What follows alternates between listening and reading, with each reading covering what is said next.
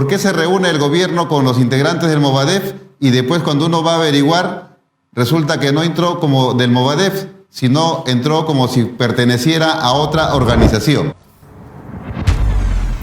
Bienvenidos, soy Tino Palomino. Esto es Entrevistas con Tino. El día de hoy tenemos la presencia del economista Alejandro Indacochea. Señores, recientemente los medios de comunicación han divulgado que el señor César Tito Rojas habría ingresado a la PCM y posiblemente se habría entrevistado con el señor Guido Bellido, quien es el premier, es decir, el presidente del Consejo de Ministros. Y bueno, eso no tendría nada malo, sino que el señor, para ingresar, se ha identificado como si fuese integrante del SUTEP, de la región Puno, de manera específica. Los representantes del SUTEP han puesto el grito en el cielo y manifiestan de que este señor no pertenece al SUTEP, pertenece y ha sido fundador del Movadef. ¿Por qué el señor César Tito Rojas no se identifica como lo que es? Del Movadef, y en tal situación quiere ingresar a la PCM y entrevistarse con el señor Guido Bellido. ¿Por qué tiene que ocultar su real información acerca de a qué gremio pertenece? ¿Cuál es el problema? ¿Por qué no se sinceran? ¿Por qué no dicen la verdad? ¿Por qué se reúne el gobierno con los integrantes del Movadef y después cuando uno va a averiguar resulta que no entró como del Movadef, sino entró como si perteneciera a otra organización? Señores, sinceren sus cosas. Si se van a reunir con los dirigentes del Movadef en la PCM o en el gobierno, digan pues que son representantes del Movadef. ¿Cuál es el temor? ¿Cuál es el miedo? ¿Por qué no se identifican como son? ¿Por qué tomar el nombre de otra institución? Y esta institución ya salió y puso grito en el cielo, pues no, ha dicho que él no es representante ni tampoco es miembro del SUTEP, sino que es miembro del Movadef. Señores, la mentira tiene patas cortas. Tarde o temprano, esta se descubre, y ya se descubrió. El señor fue a reunirse con el señor Guido Bellido. Ahora que digan que se reunió o no se reunió, pero aquí el asunto es que él ingresó como si fuera representante del SUTEP, cuando no es representante del SUTEP. Bueno, a continuación tenemos la presencia del invitado de hoy, el señor Alejandro Indacochea. Señor Alejandro Indacochea, bienvenido al programa. Gracias por la invitación, señor Palomino. Un gusto estar con ustedes en el Noticias. ¿Y qué le parece esto del señor César Tito Rojas, de ingresar como si fuese un representante del SUTEP cuando no lo es y más bien representa a otro gremio, al Movadef? Mire, lamentable que haya esta situación de encubrimiento, de falta de transparencia. Es un gobierno que recién está iniciando y siempre hay un trasfondo. Uno se pregunta qué más existe, qué otra cosa, qué interés adicional. Y hay que ver que cuando hay falta de transparencia es la base de la corrupción. Y eso es lo que el señor Castillo nos ofreció cambiar, ¿no? Y que lamentablemente no está ocurriendo. El señor Castillo ahora ha manifestado de que el GLP se va al Fondo de Estabilización de Precios. Esta medida va a beneficiar a los sectores que están en pobreza y pobreza extrema. Señor Palomino, a ver, vamos por partes. El presidente Castillo dio ayer el discurso más corto de la historia como presidente. Creo que va a pasar a la historia por ello. Un discurso que duró escasamente 4 o 5 minutos. No hizo ningún anuncio sobre la crisis política que vive el país. Sobre el ministro que lo desautoriza, le pide su retiro, el premier, se contradicen entre ellos y parece que hay una instancia superior que determina quién se queda o quién se va. Pero el mensaje ha ido a priorizar el asistencialismo estatal, gasto público. Cuando el premier anunció en el Congreso, él señaló que había más o menos gastos por 19.000 millones de soles, 3% del PBI, y que el país evidentemente va a necesitar endeudarse para cumplir con ello. Yo estoy de acuerdo, señor Palomino, con hacer un subsidio, apoyar a la gente más pobre, a los que están más afectados evidentemente por la pandemia, pero el subsidio tiene que ser eficiente, no puede ser un subsidio totalmente ineficiente, ciego, que llegue a quienes no lo merecen. Me explico mejor. El Fondo de Estabilización de Precios de los Combustibles llega a todos. Si se tiene una residencia con 5 cocinas en los mejores barrios de Lima, va a recibir un subsidio. Si se tiene un restaurante de lujo con gas, igualito va a recibir el subsidio. Como aquel habitante que no tenga luz, no tenga energía eléctrica y está en una zona totalmente, digamos, desierta, cerca de Lima. Entonces, este fondo de estabilización es un subsidio y no es un subsidio adecuado para apoyar a los más pobres. Yo me inclino por el Fondo de Inclusión Social que ya existe. El Fondo de Inclusión Social es un subsidio directo a los más pobres. Un bono a aquellos que consuman menos de 42 kilowatts por hora, digamos, en el mes, que tengan un consumo básico, que demuestren que tienen una cocina con un valor, hagan una declaración jurada y se les da un apoyo, un vale de 20 soles, que podría ser ampliado incluso. Pero no subsidiar a todos, porque un subsidio a todos es un subsidio que no vale la pena, es usar recursos públicos en aquellos que realmente no lo necesitamos. El gobierno, para poder financiar el presupuesto general de la República del año 2022, va a emitir bonos por un monto aproximado de 10.000 millones de dólares. El problema ahora es, con esa calificación que hemos tenido, ¿quién nos va a comprar estos bonos? No, ahí vamos por partes. Esta calificación, la baja en la calificación crediticia, que ellos no le dan importancia, incluso el ministro de Economía, ¿qué significa concretamente para el país? Primero significa perder lo que hemos ganado a lo largo de más de 20 años. Tiene 3 efectos. El primer efecto es que evidentemente en el presupuesto, como sube el costo de la deuda, va a haber menos recursos para educación, para salud, para hacer escuelas, postas médicas, para hacer carreteras. O sea, nos va a alcanzar para menos el presupuesto. El segundo efecto es que el costo del dinero va a ser más caro. Al haber un costo del dinero más caro porque somos un país más riesgoso, a quien va a afectar es al pequeño, al mediano empresario que no va a tener recursos. Y el tercer punto es el que usted menciona, en donde al subir el costo de la deuda, ya nos va a costar más endeudarnos. Y por otro lado, no van a querer que nos endeudemos en soles porque no van a confiar en la moneda local como se está devaluando. Entonces nos va a significar más caro, mucho más generoso, muchos cientos de millones de dólares, recurrir ahora al mercado internacional. El señor Vladimir Cerrón había estado recibiendo protección policial de manera irregular de parte de un efectivo policial llamado Carlos Zárate Villalobos, que ahora sabemos pues que era su amigo también de infancia, ¿no? Y lo sorpresivo de todo esto es que como consecuencia de ese resguardo policial que este efectivo policial le daba de manera irregular, la familia de este efectivo policial de Carlos Zárate Villalobos se ha visto beneficiado con contratos que suman más o menos 25 millones de soles de parte del gobierno regional de Junín y de otros municipios que controla Perú Libre en esa región. Tal parece que hay que ser amigo de Vladimir Cerrón para hacerse millonario en este país. Efectivamente, y más aún, el presidente ha anunciado que van a destinar cientos de millones para darlos a las regiones. El problema no es recursos, el problema es corrupción. Son 14 presidentes sentenciados por corrupción. Y vamos a seguir en la misma política que cuando lo acusen al señor Cerrón, el señor Castillo salga a declarar que fue sentenciado por la corrupción, no por corrupción. Entonces la corrupción es mala cuando es de otros. Cuando es de nosotros es una corrupción buena. Sí, pues. Entonces ahí no vamos a ir, ahí hay un pésimo precedente. El país confió en un maestro, en un profesor que representaba la voz popular, el pueblo, porque el maestro es importante en los poblados internos del país. Realmente este cambio que se implicaba principalmente con respecto a la corrupción, vemos que no está ocurriendo, no se está dando, ¿no? Tanto Cerrón, su hermano Fris y su otro hermano, prácticamente todos tienen antecedentes de corrupción. El abogado del señor Cerrón prácticamente ha dado a entender como que están buscando asilo político. ¿Cree usted que el señor Cerrón le llegó la noche? Ojalá, yo pienso que la justicia debe proceder. ¿Por qué? Porque la clásica, mire, no hay distinción en la corrupción. La corrupción de derecha, la corrupción de izquierda, como quieran denominarla, siempre dice que es persecución política. Toledo dijo que era persecución política.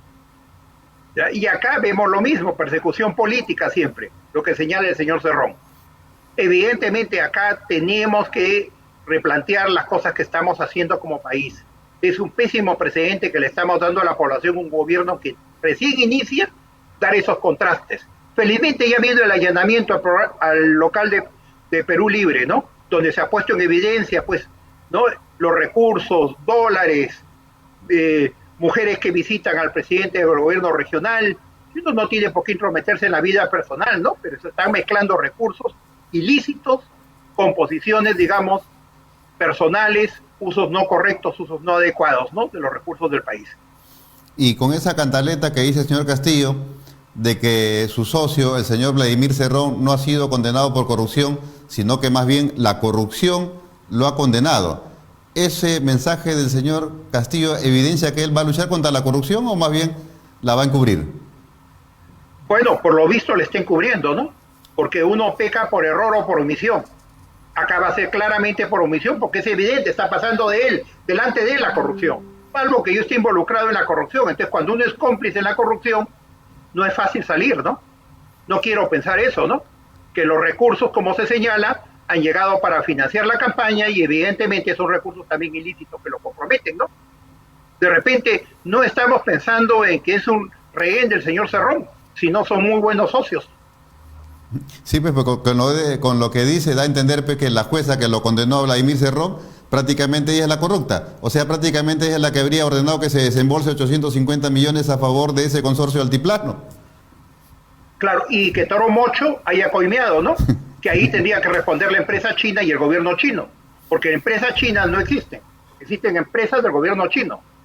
Entonces el Estado chino tiene que responder por qué sus funcionarios coimearon a un presidente regional, porque está involucrado Toro Mocho, ¿no? Pero sin embargo lo paradójico es que la única embajada que el presidente Castillo ha visitado ha sido la embajada de China. Y hoy día nos anuncian, lo anunció el día de ayer, de que vamos a hacer un laboratorio para fabricar vacunas con Rusia. Por favor, esto es un absurdo, esto es como que para viajar tengo que comprarme un avión para poder viajar. ¿Qué tiene sentido en esta crisis económica, política, sanitaria en el país, poner los pocos recursos que quedan, que deberían ir a cada ayuda social, para hacer laboratorios estatales con Rusia? ¿Qué pasa si la pandemia desaparece y nos quedamos con un elefante blanco? Por favor, la salud no tiene ideología, la vida no tiene ideología. Lo importante es salir adelante, es salvarlos. No es nuestra prioridad hacer laboratorios de empresas públicas. Así como hemos hablado de la corrupción de izquierda, también en la derecha pues hay corrupción. Y hemos tenido, como usted mismo manifiesta, varios expresidentes que están precisamente en problemas con la justicia por este tema.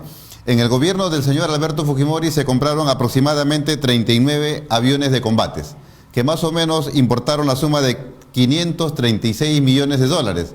Hoy se sabe que de ese monto 320 millones fueron coima. Es decir, terminaron en los bolsillos de las autoridades de aquel entonces, de Vladimiro Montesino, Fujimori y demás funcionarios. Lo que alegra es que la justicia prácticamente el día de hoy ha condenado a 7 que pertenecieron a ese círculo, a esa organización criminal y han sido condenados con prisión efectiva. ¿Qué le parece al respecto? Ahí vemos una señal muy buena de parte del Poder Judicial condenando la corrupción. Yo creo que esa es una señal positiva, una señal muy buena, que la corrupción no tiene membretes. La corrupción es un cáncer, igual que el arribismo en el país. Siempre está pendiente de aprovechar de las limitaciones de los gobiernos de turno. Y más aún, si llega un gobierno sin limitación, sin brújula, sin definición, sin rumbo a dónde quiere ir, está llena de oportunistas y de corruptos. Y eso es lo que más temo en este momento. Y así como ha sido condenado a estas personas, también ha sido condenado el señor Pedro Chávarri, a la sazón ex fiscal de la Nación. 1, por haber solicitado información privilegiada de Odebrecht y 2, por haber cesado en su cargo al señor José Domingo Pérez y Rafael Vela Barba. ¿Qué le parece al respecto? Me parece positivo igual, ¿no? Porque evidentemente yo recuerdo la indignación de los ciudadanos comunes y corrientes cuando se destituyó a los fiscales, ¿no? En aquel entonces. Evidentemente acá yo confío que haya un replanteo del Poder Judicial, de la Fiscalía, y podamos hacer justicia en el tiempo que viene, al margen de la mala influencia política, ¿no? En ese mensaje sumamente corto, como usted lo ha manifestado del señor Castillo, manifestó la creación de un organismo supervisor, prácticamente paralelo a la Contraloría General de la República, para que supervise pues a los gobiernos locales, regionales y central. ¿Qué pasó? ¿Castillo no sabe que ya tenemos Contraloría General de la República? El señor Castillo no entiende, no sabe cómo funciona el Estado. No sabe que existe una Contraloría que ya tiene sus funciones definidas. Entonces, evidentemente, acá tiene que haber una tarea de explicarle cómo funciona el Estado, tiene que haber una tarea de orientación, pero lo que vemos en el acercamiento con el señor Castillo es oportunistas y corruptos. En el Congreso de la República hay una comisión que se llama Comisión de Ética, y parte de ese grupo es el señor Eduardo Salguana. Eduardo Salguana, quien pertenece al partido político Alianza para el Progreso.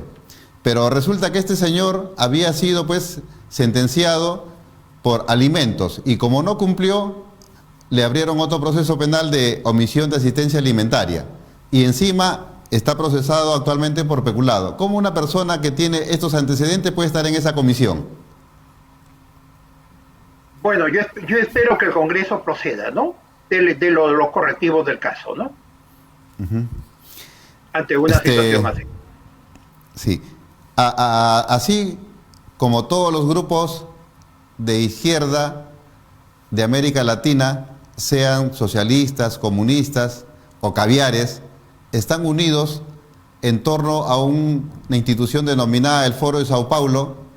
¿Por qué los partidos políticos democráticos, los que defienden este tipo de democracia que tenemos, no se unen? En el Perú, por ejemplo, están divididos. Y en América Latina tampoco no se unen. ¿Qué les pasa? Bueno, yo creo que ese es un excelente comentario y mensaje para nosotros. Los sectores democráticos se han diluido. Hay una falta de liderazgo. Por eso es que Maduro se mantiene. ¿Por qué? Porque no ha habido un liderazgo unificado. Y con nosotros tenemos que tener cuidado. Si hoy día tenemos con un mínimo marginal de los votos elegidos al señor Castillo, es resultado de que evidentemente los sectores democráticos del país que debieron liderar el cambio se atomizaron entre ellos. Tiene que haber un nuevo liderazgo, tenemos que generar nuevo liderazgo. Para mí ese cambio tiene que venir con una nueva generación. Quienes nos generaron este problema, quienes nos han llevado a la situación actual, están desautorizados para ayudarnos a hacer el cambio. Tiene que haber una renovación generacional. ¿Qué tendría que hacer este gobierno para darle la estabilidad que necesita el país, darle la confianza a los agentes económicos y podamos ver inversión y no fuga de capitales? Bueno, primero que el presidente entienda, comprenda que el populismo es cortoplacista. El populismo consiste en recurrir para todo al gasto público y generan déficits impresionantes, generan procesos inflacionarios. Cuando llega esa situación de crisis, culpan a las transnacionales, a la derecha, a los bancos.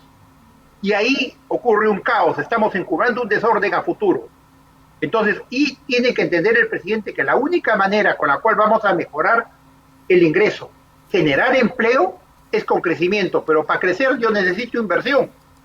Y para que venga esa inversión, no es inversión pública porque se acaba, tiene que haber inversión privada. Necesito credibilidad, confianza.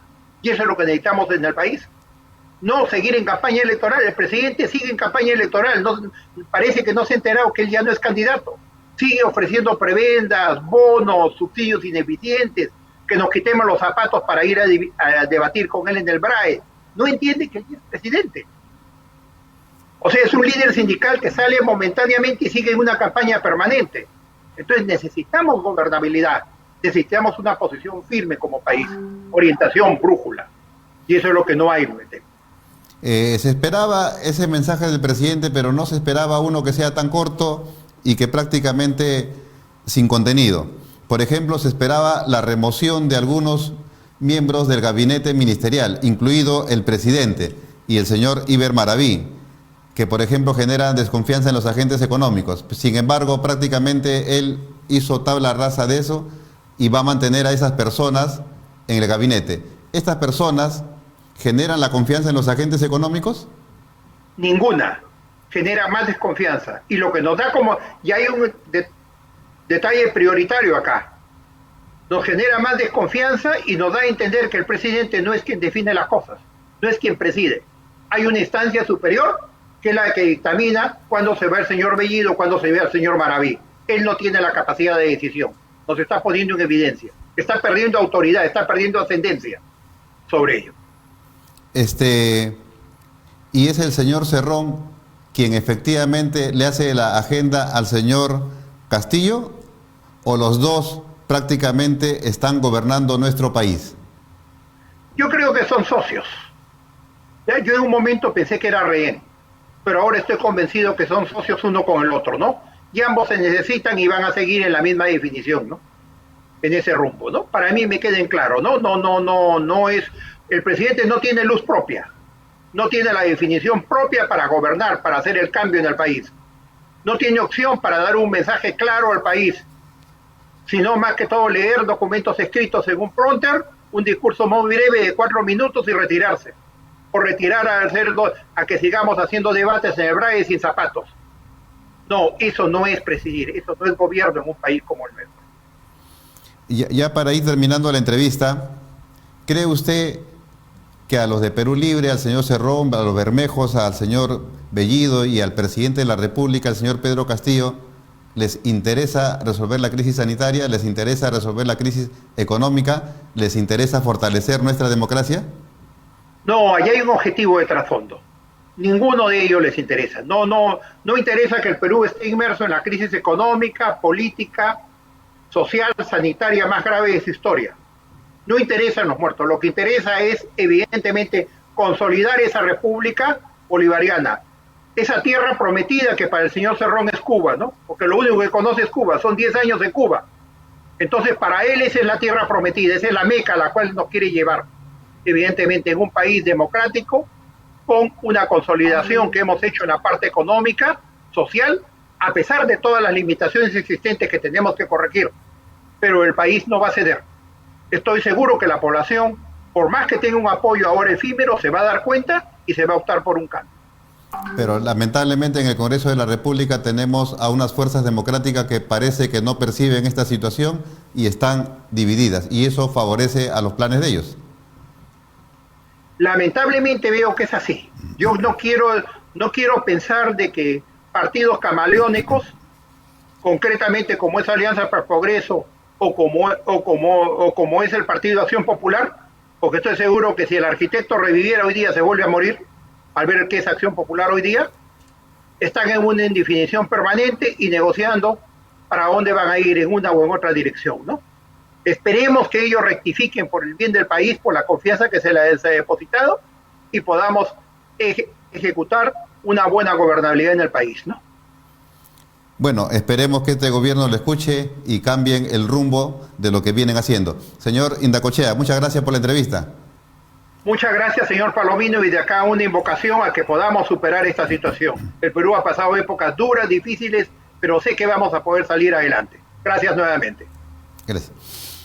Señores, hemos tenido la presencia de Alejandro Indacochea, economista y analista político, con quien hemos tratado los problemas de actualidad. Por ejemplo, cómo el señor César Tito Rojas ingresa a la PCM como Pedro en su casa, pero no se identifica como tal, sino se identifica como si fuese un representante del SUTEP de la región Puno, cuando no lo es. Y los dirigentes del SUTEP prácticamente lo han desmentido y lo han señalado como un impostor, que él no pertenece al SUTEP. No estamos cuestionando de que vaya a la PCM, lo que estamos cuestionando es que si va a ir a la PCM, que se identifique como lo que es. O es que tiene miedo, vergüenza de decir que es de tal o cual agrupación. Asimismo, respecto del GLP, que pasa al Fondo de Estabilización de Precios, ha manifestado que esto prácticamente va a beneficiar también a los recursos que sí tienen dinero, que sí tienen plata, es decir, a los sectores altos y medios, cuando lo que se tiene que hacer es dictar medidas que vayan en beneficio de los sectores pues, que están en pobreza y pobreza extrema. Si nos vamos, por ejemplo, a la serranía de nuestro país, no usan GLP. Si nos vamos a la selva, tampoco usan GLP. ¿Dónde se usa el GLP? En los sectores urbanos y principalmente en los sectores medios y altos. Manifiesta, por ejemplo, en aquellas residencias que tienen sus 4 o 5 cocinas, ¿no? Todos ellos se van a beneficiar, pero es gente que sí tiene sus recursos.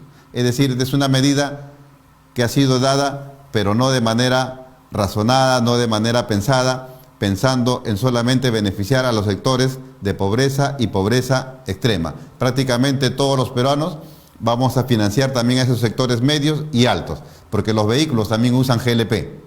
¿Y quién tiene vehículo? Asimismo, también hemos tratado acerca de la corrupción, que se está dando tanto en la izquierda como en la derecha. Y cómo es que cuando la corrupción es de la izquierda, esta se tapa, esta se oculta. Por ejemplo, cuando Bello dice, el señor Cerrón no ha sido condenado por corrupción, sino la corrupción lo ha condenado. Es decir, esa jueza que lo condenó a 4 años de prisión suspendida sería la corrupta. Sería prácticamente la que ordenó a que ese consorcio reciba los 850 millones de soles. Es algo que no tiene lógica. Y también nos alegramos, ¿por qué? Porque la corrupción ha sido condenada por el Poder Judicial. En el régimen de Alberto Fujimori se compraron 39 aviones de combates por un total de 536 millones de dólares. Hoy sabemos que de esos 536, 320 millones fueron coima, es decir, terminaron en los bolsillos de Fujimori, terminaron en los bolsillos de Vladimiro Montesinos y demás funcionarios que el día de hoy han sido condenados a 7 años de pena privativa de libertad. La pena, verdaderamente es poca.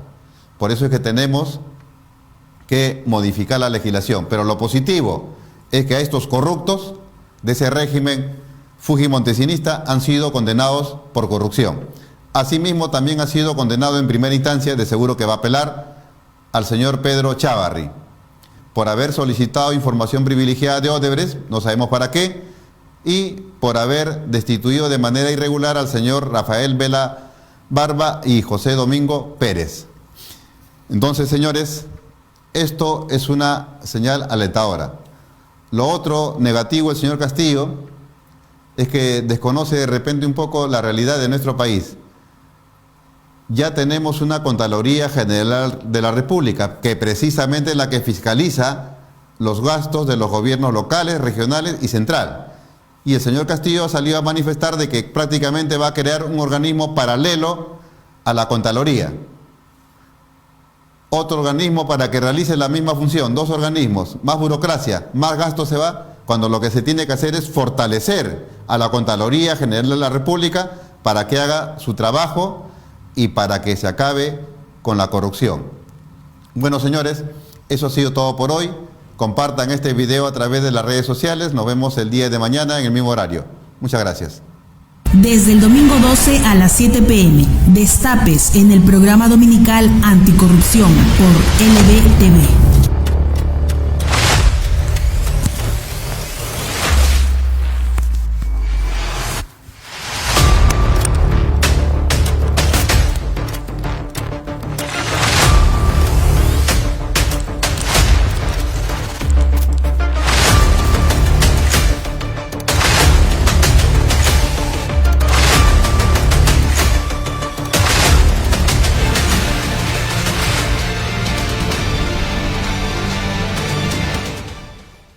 Desde el domingo 12 a las 7 p.m. Destapes en el programa dominical Anticorrupción por LBTV.